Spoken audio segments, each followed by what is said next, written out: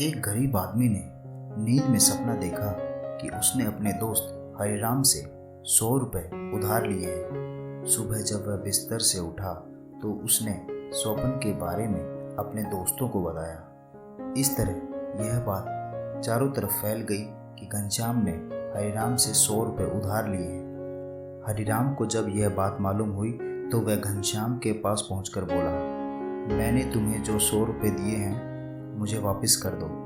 घनश्याम आश्चर्य से बोला, यह तुम क्या कह रहे हो? वह तो स्वप्न की बात है। हरिराम बोला, देखो, इनकार न करो, गवाही सैकड़ों लोग दे सकते हैं। तुमने स्वयं सबसे यही बात कही है। रुपए लेना तुमने खुद स्वीकार किया है। घनश्याम ने कहा, दोस्त, वह तो सपने की बात थी। सपने की बात सच थोड़ी ही होती है।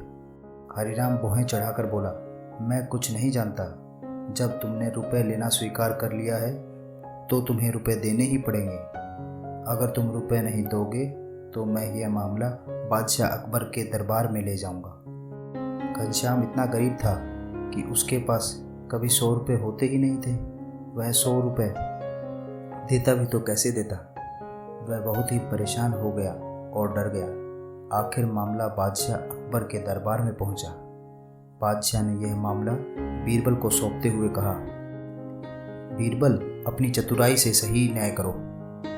बीरबल ने दोनों पक्षों की पूरी बातें सुनी, गवाहों की बातें सुनी, फिर 100 रुपये गिनकर एक थैले में रखे और हरिराम के सामने उस थैले को सरकाते हुए एक आईने के सामने इस तरह से रखा कि थैले का प्रतिबिंब आईने में साफ दिखने लगा।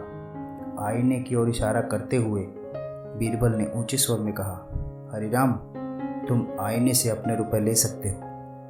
हरिराम आश्चर्य से बोला, हुजूर, आईने में दिखाई देने वाले रुपये को मैं कैसे ले सकता हूँ?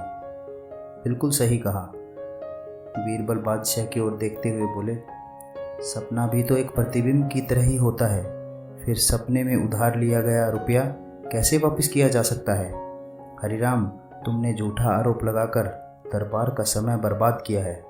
अतः तुम पर 20 रुपये का जुर्माना किया जाता है ताकि तुम भविष्य में कभी ऐसी गलती ना करो। बीरबल के इस न्याय से बादशाह बहुत प्रसन्न हुए। लालची हरिराम को लेने के देने पड़ गए। इस कहानी से हमें यह शिक्षा मिलती है कि हमें अति लोभ नहीं करना चाहिए।